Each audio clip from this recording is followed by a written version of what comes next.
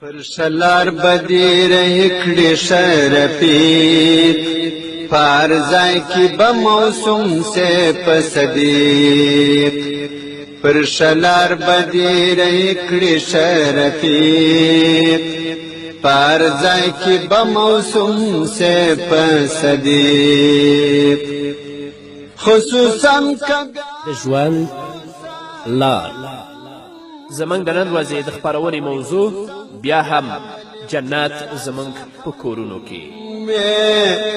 درسه جوړ بکړي اصلي کاڼي عقیق پارزای کی بموسم سے پسدیق پر شلار بدی رہی کړي شرفیق پارزای کی بموسم سے پسدیق بسم الله الرحمن الرحيم الحمد لله رب العالمين حمد الشاكرين الصلاة والسلام على سيد الأنبياء والمرسلين سيدنا ونبينا وشفيعنا ومولانا محمد وعلى آله وأصحابه الطيبين الطاهرين قدرمنو اوریدونکو د ژوند د لارې د خپرونې مینوالو السلام علیکم ورحمة الله وبرکاته ستاسو روغتیا او خوشحالي د پاک رب نه غواړم په دې هیله چې د صحت او عافیت جامې پر تن ولرئ او خوشحالي مو په برخه وي دا دی زه محمد یاسین فهیم د ژوند د لارې د خپرونې په وړاندې کولو کې ستاسو په خدمت کې یم زموږ د نن د خپرونې موضوع بیا هم جنت زموږ په کورونو کې قدرمنو اوریدونکو په مخکینیو خپرونو کې د ځوانانو په مسؤلیت باندې څه نه څه وغږېدلو نو اوس زه د ځوانانو نه پوښتنه کوم چې ستاسو دوستان څوک دي ځکه 99% ځوانان چې په فساد او بدبختیو کې اخته کیږي د هغو لوی لامل او د هغو لوی سبب د هغوی دوستان دي ځکه کله چې د فاسدو په مجلس کې هغه ناسته او ولاړه ولري او د فاسدو خلکو سره د دې دوستی وي نو هغه مفسدین به خامخا دا فساد طرف ته او بدبختی طرف ته هڅوي نو اوس زه ځوانانو نه پوښتنه کوم چې ستاسو دوستان څوک دي ستاسو دوستی له چا سره ده آیا ستاسو دوستی د هغه چا سره ده چې هغه د الله نه ویریږي او تل لپاره د الله رب العزت د اوامرو پابند وي یا ستاسو دوستی هغه چا سره ده چې هغه تل لپاره د خپل ژوند په فساد په منکراتو او په فجایعو کې تیروي او تاسو هم دې طرف ته هڅوي زه به یو دوه مثالونه تاسو ته وړاندې کړم په مکې مکرمه کې یو مشرک و په نامه د عقبه ابن ابي معیط دا د ابو جهل خورا صمیمي دوست و په مکې مکرمه کې د نبی کریم صلی الله علیه وسلم د دعوت پر مهال ابو جهل پر یو سوداګریز سفر ولاړه د مکې مکرمې نه وتی نو عقبه ابن ابي معیط یوازې شو ابو جهل نه و او د خپل دوست له تاثیر څخه هم لرې و نو لاړه د محمد رسول الله صلی الله علیه وسلم خبرو ته یې غوږ کیښود کله چې عقبه ابن ابي معیط د محمد رسول الله صلی الله علیه وسلم خبرې واورېدلې یا هغه د الله رب العزت کلام چې محمد رسول الله صلی الله علیه وسلم تلاوت کوه هغه یې واورېده نو عقبه ابن ابي معیط د رسول الله صلی الله علیه وسلم له خبرو نه اغیزمن شو او زړه یې د دې کلام شیریني احساس کړه محمد رسول الله صلی الله علیه وسلم ته ورغی او رسول الله صلی الله علیه وسلم ته وویلې دا سترې خبرې او له ځان سره دا تصمیم ونیوه چې سبا ورځ ته راشي او د خپل اسلام اعلان کړي د محمد رسول الله صلی الله علیه وسلم تر مخه د خپل اسلام اعلان کړي او د شهادت کلمه ولولي وګورئ دا هماغه شخص دی مګر له محیط څخه وتی دی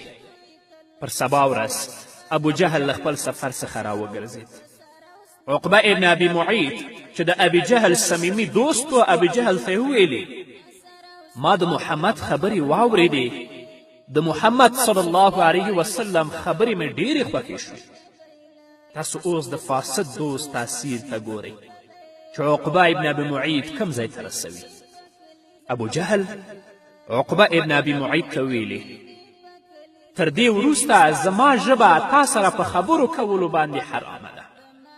تر هغې چې ته ورشې د محمد رسول الله صلی الله علیه وسلم العیاذ بالله په مخ باندې لاړې وړې توکي که دا کار ونه کړي تر هغه وخته پورې زما ژبه حرامه ده چې هغه تا سره نورې خبرې وکړي. عقبه ابن ابي معیط د پیغمبر علیه الصلاة والسلام او خپل دوست ترمنځ د نږدېوالي او مقارنې پرتلنه وکړه، خو لاکن بدبخته انسان خپل دوست ته په محمد رسول الله صلی الله علیه وسلم باندې ترجیح ورکړه. راغی محمد رسول الله صلی الله علیه وسلم ته راغی او د رسول اکرم صلی الله علیه وسلم په مبارک مخ باندې لاړې ورتو کړې. هغه د رسول الله مخ ته ونیسه او په دې کار سره د محمد رسول الله صلی الله علیه وسلم له سرسختو دښمنانو څخه وګرځېده. تل به هغه کارونه کول چې محمد رسول الله صلی الله علیه وسلم آزار کړي، محمد رسول الله صلی الله علیه وسلم ته تکلیف ورکړي. رسول الله صلی الله علیه وسلم به فرمایل زه هیچا د عقبه بن ابي معیط په اندازه آزار کړی نه یم. دا هماغه کس دی چې کله به پیغمبر علیه الصلاة والسلام د کعبې تر څنګ د سجدې په حال کې و، د یو مړ اوښ لری به یې د پیغمبر صلی الله علیه وسلم په مبارکې شا باندې واچوه او رسول الله صلی الله علیه وسلم به نشو کولی چې له سجدې څخه راپورته شي، تر دې چې د محمد رسول الله صلی الله علیه وسلم ګرانه لور فاطمة الزهرا رضی الله تعالی عنها راغله او د محمد رسول الله صلی الله علیه وسلم له مبارک شا څخه یې هغه د مردار اوښ لری لرې کړ. عقبه ابن ابي معیط د بدر په غذا کې ووژل شو. ابي جهل هم د بدر په غذا کې مردار شو. ابي جهل سره د نورو مشرکینو رسول الله صلی الله علیه وسلم او صحابه کرامو په هغه څا کې واچول.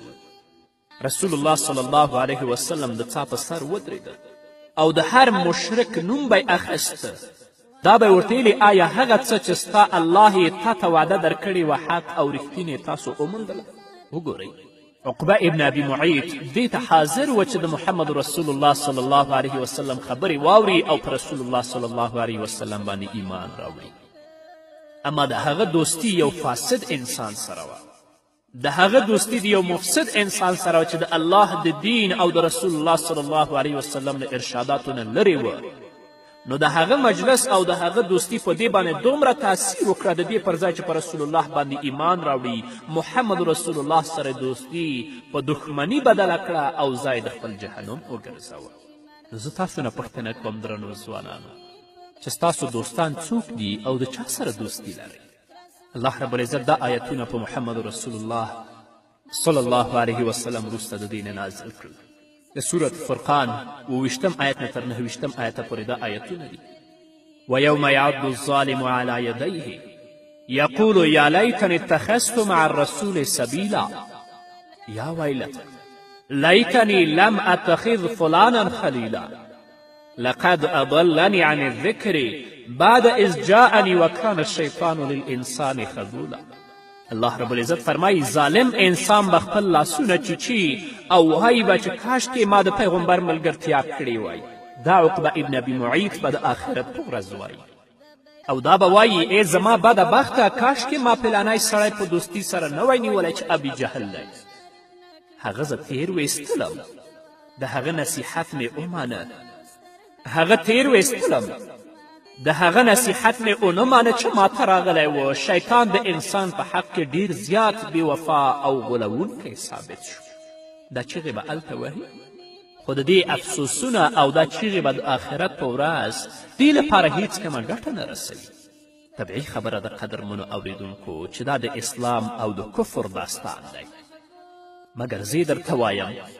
چې په مخه کې لار غځېدلې وه، نږدې شوی و. باور وکړئ چې دا یو داسې کار دی چې ستا دوستان یې له تا سره کوي، نه یوازې په همدې مسئله کې بلکې د نشهیي توکو غوندې په نورو مسایلو کې هم. که د چرسي سره کښېناستلې دوستي دې ورته به هم چرسي شي، که د شرابي سره کښېناستلې د هغه سره دې ناسته ولاړه او دوستي ورته به هم شرابي شي. یا هغه څوک چې په نشهیي توکو یا مخدره توکو باندې اخته او روږدی دی، د هغه سره ستا دوستي شوه، هغه سره دې ناسته ولاړه شوه، ته به هم په نشهیي توکو او په شرابو باندې اخته کیږي. کله چې په نشهیي توکو باندې اخته شوې بیا به دا ستا دوستان تا ته وایي چې نورې پیسې نه لرې چې نشهیي توکې راونیسې ولاړ شه او له مور څخه دې پیسې پټې کړه ځکه ستا دوستان فاسد دي او تا فساد طرف ته هڅوي دا پېښ شوي دي قدرمنو اوریدونکو تاسو به لیدلي هم وي نو دا کس به د خپلو دوستانو خبرو ته غوږ ږدي ځي به او خپلې مور ته به وایي چې د خپل غوږوالۍ راته راکړه او حتی خپل مور ګواښي هم مور د جبر له مخې هغه ته د خپل غوږوالۍ ورکوي ژاړي لړزیږي او ډاریږي هسې نه چې زما د معتاد او روږدی زوی ما ونه وهي دا ټول د څه د وجې نه دا د دې وجې نه چې د دې ملګري فاسد ملګري ول د ده ملګري هغه کسان دي چې هغوی د الله د دین نه لرې شوي د محمد رسول الله صلی الله علیه وسلم وینا یې شاته پرېږدي نو د هغو مجلس او د هغو دوستي په دې باندې هم تاثیر وکړه په هغو فاسدو څیزونو باندې چې دوی اخته ول دوی هم په هغه باندې اخته شول نو تاسو نه درنو ځوانانو زه پوښتنه کوم چې ستاسو دوستان څوک دي او د چا سره مو دوستي ده د حدیث ما تاسو ته څو وارې بیان کړی رسول اکرم صلی الله علیه وسلم په خپلو ویناوو کې د ښه او د بد دوست عجیب یو مثال بیان کړی رسول الله صلی الله علیه وسلم فرمایي د ښه دوست مثال د عطار مثال دی هغه څوک چې عطر خرڅوي کله چې ستا دوستي عطار سره وي د عطار خوا کې کینې که عطر ترې واخلې خو ډېر ښه که عطر ترې وام نخلې نو څه نه څه خوشبویي تا ته در رسیږي هغه خوشبویي به ته احساسوي او د بد دوست د بد ملګري مثال د آهنګر مثال دی چې هغه کورې خوا کې ناست دی او کوره تاووي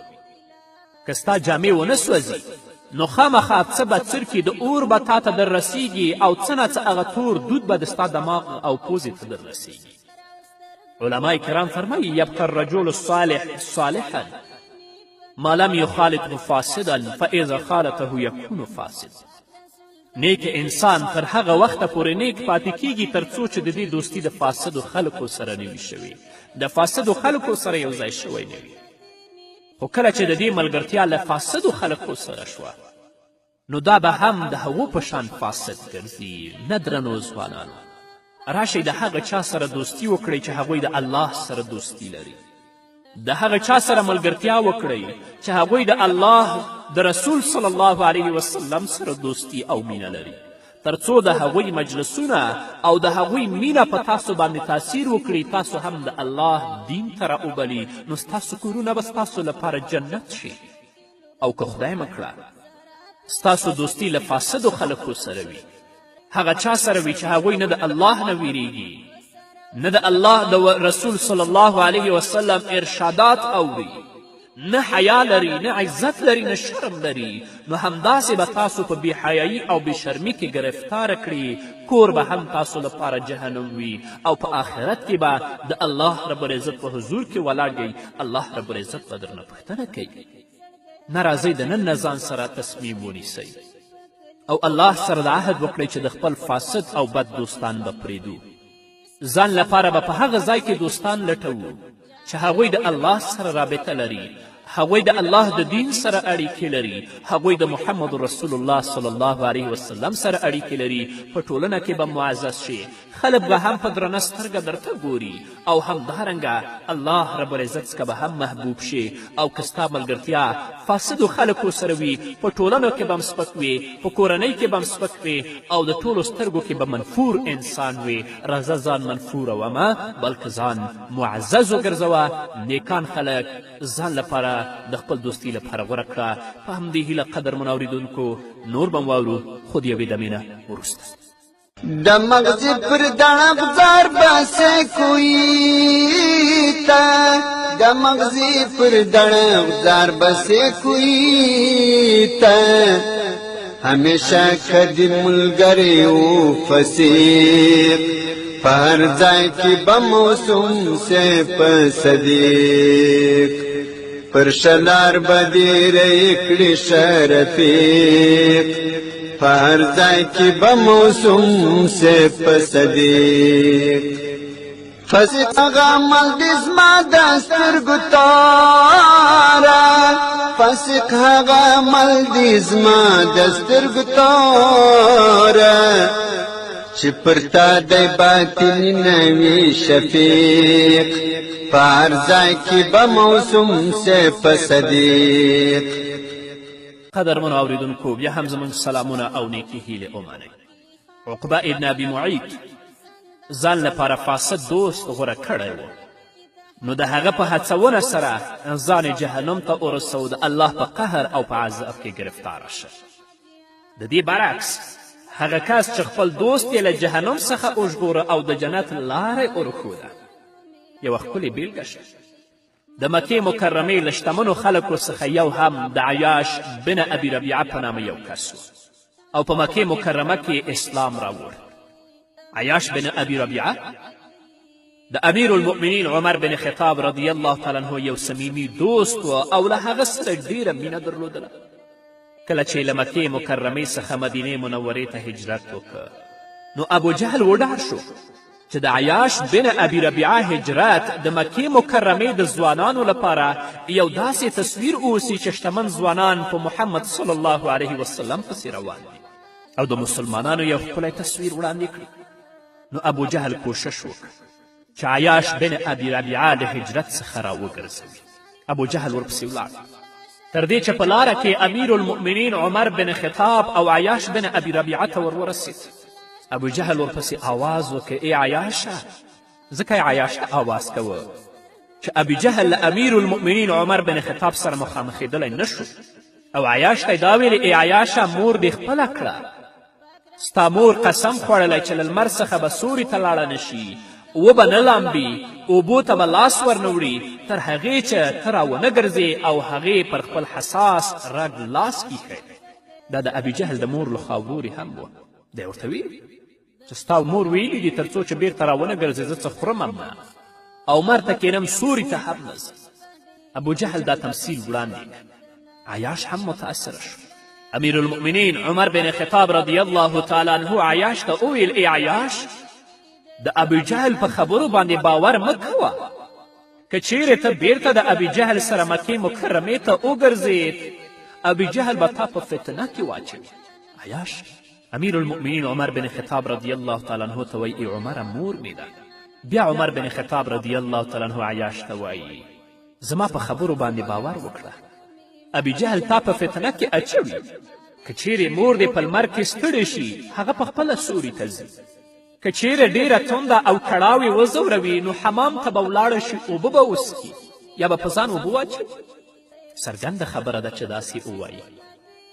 تاسې د امیر المؤمنین عمر بن خطاب رضی الله تعالی عنه پر طبیعت پوهیږئ. عیاش وویل او عمره نشم کولی مور مې ده. وګورئ چې دغه غیر طبیعي او حیرانوونکی دوست څه کوي.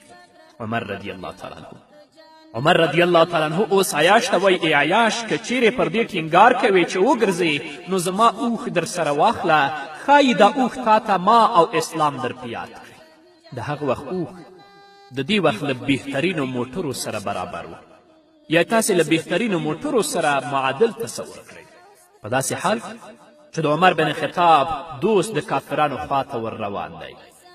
عمر بن خطاب ورسره څه کوي؟ عیاش بن ابي ربیعه د عمر له اوښ سره بیرته وګرځېد. له راګرځېدو سره سم ابو جهل یې لاسونه ور وتړل او هغه یې په یو کور کې بندي کړ. عیاش بن ابي ربیعه رضی الله تعالی عنه په همدې ډول په مکې مکرمه کې ژوند کوه. لاس او پښې یې تړلي وو او په کوټه کې بند و. ابو جهل اوښ پریښی و او په دې نه پوهېدل چې د دې اوښ خاوند څوک دی تر دې چې دغه آیت کریمه په محمد رسول الله صلی الله علیه وسلم نازل شو. عیاش د دین نه قل یا عبادی الذین اسرفوا علی انفسهم لا تقنطوا من رحمت الله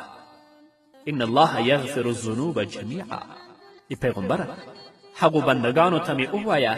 چې د ګناه له ارتکاب سره سره په خپلو ځانونو یې تیری کړی دی چې د الله له رحمت څخه مه ناهیلې کیږئ. په یقیني ډول الله ټولې ګناوې بخي. کله چې دا آیت په محمد رسول الله صلی الله علیه وسلم باندې نازل شو نو عمر بن خطاب دا آیت کریمه ولیکه او عیاش ته یې واستوه. عیاش ته چې کله د عمر رضی الله تعالی عنه دا کاغذ ور ورسېده چې دا آیت پکې لیکل شوی و هغه به دا آیت کریمه لسته او پرله پسې به ژړ. عیاش وایي چې نظر مې واړوه چې د عمر رضی الله تعالی عنه اوښ مې ولید. را په زړه شو چې زما د اسلام په خاطر امیر المؤمنین عمر بن خطاب څه وکړل. اسلام مې په زړه کې په جوش ټول بندونه مې لرې کړل، منډې مې کړې او په اوښ سپور شوم او د محمد رسول الله صلی الله علیه وسلم په لورې مې حرکت وکړ. عمر ته مې پیغام ورېږه چې زه راځم، د مدینې په داخلېدونکو دروازو کې زما منتظر اوسه. نو عمر بن خطاب رضی الله تعالی عنه د مدینې منورې په دروازه کې زما انتظار ولاړ و او زما انتظار یې ویست. کله چې زه ور ورسېدلم نو عمر رضی الله تعالی عنه زه په غېږ کې ونیولم، زما لاس یې ونیوه او رسول الله صلی الله علیه وسلم ته یې بوتلم. درنو ځوانانو دغه بیلګې تاسو ولیدئ؟ دا یو داسې څیز دی چې په دقیق ډول له ما او تا سره پېښېدونکی دی. په ژوندانه کې له موږ هر یو داسې مشابه داستان لرو، مګر په حجم او غټوالي کې یو څه توپیر لیدل کیږي. راشئ خپل دوستان وګورئ. د عیاش ابن ابي ربیعه رضی الله تعالی عنه دوست مو ولیده چې امیر المؤمنین عمر بن خطاب و عیاش بن ابي ربیعه یې چیرته ورسول. او تاسو د عقبه ابن ابي معیط دوست هم ولیده چې عقبه ابن ابي معیط یې چیرته ورسول. نو تاسو ته وایم درنو ځوانانو، راشئ په خپلو دوستانو باندې بیا کتنه وکړئ. تاسو نه پوښتنه کوم چې دوستانم څوک دي او د چا سره دوستي ده. اهل الله سره دوستي وکړئ، علماو کرامو سره دوستي وکړئ، هغو کسانو سره دوستي وکړئ چې د هغوی دوستي تاسو جنت ته ورسوي. د هغو کسانو سره دوستي مه کوئ چې د هغوی دوستي تاسو جهنم ته رسوي. په همدې هیله قدرمنو اورېدونکو دا به زموږ د نن ورځې خپرونه چې ستاسو درانه حضور ته وړاندې شوه. تر بلې خپرونې پورې چې زه بیا هم ستاسو درانه حضور ته راځم، تاسو ټول په پاک رب سپارم. پاتې ژوندم نیکمرغه، ښاد، بریالي او کامیاب اوسئ. دا د نن و بیا غمۍ ته نظر ما کړه، دا د نن و بیا غمۍ ته نظر ما کړه، ژر دې کړې بدي سبا په غم عمیق، په هر ځای کې به موسم صف صدیق، پر شلار به ډېره کړې شه رفیق، په هر ځای کې به موسم صف صدیق، انتها د ناکامۍ به د مسکین سي، انتها د ناکامۍ به د مسکین سي، که نشان سولې په دغه منجنیق، په هر ځای کې به موسم صف صدیق، نتیجه د نیکنامۍ د ښه ملګري، نتیجه د نیکنامۍ د ښه ملګري، بدي کاندي له شومې څخه عتیق، په هر ځای کې به موسم صف صدیق، پر شلار به ډېره یې کړې شه رفیق، په هر ځای کې به موسم صف صدیق، ته پخپله په دقیق فکر فاکر سه، ته پخپله په دقیق فکر فاکر سه، ایا خوښ دې پر ځان نوم د خندیق، په هر ځای کې به موسم صف صدیق، ورکړه سوی چې یو څه عقل و شعور وي، ورکړه سوی چې یو څه عقل و شعور وي، تل مدام به وي د ښه و بد فریق، په هر ځای کې به موسم صف صدیق، پر شلار به ډېره یې کړې شه رفیق، په هر ځای کې به موسم صف صدیق، کار څومره درته ګډ لا د تېر سم، کار څومره درته ګډ لا د تېر سم، خیال مې نسي چې د زړه سي فرقیق، په هر ځای کې به موسم صف صدیق، پر شلار به ډېره یې کړې شه رفیق، په هر ځای کې به موسم صف صدیق.